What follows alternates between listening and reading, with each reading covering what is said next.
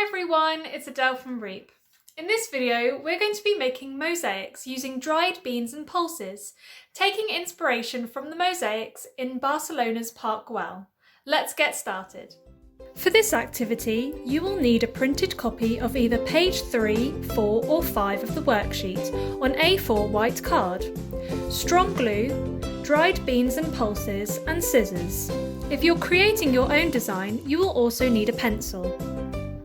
Use your glue to stick the dried beans and pulses to your chosen design, like mosaic tiles. To make the design really eye-catching, use a variety of different coloured beans and pulses, such as red kidney beans, black beans, pinto beans and green and red lentils. Stick them together in colour groups so it's easier to copy the design for symmetry.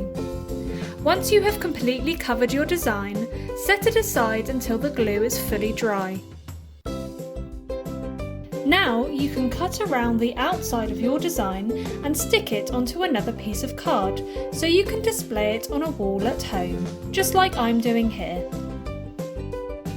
I hope you have lots of fun making your bean mosaics and learning about Parc Güell in Barcelona. Make sure to share your creations with REEP by tagging us on Instagram and Facebook. Bye!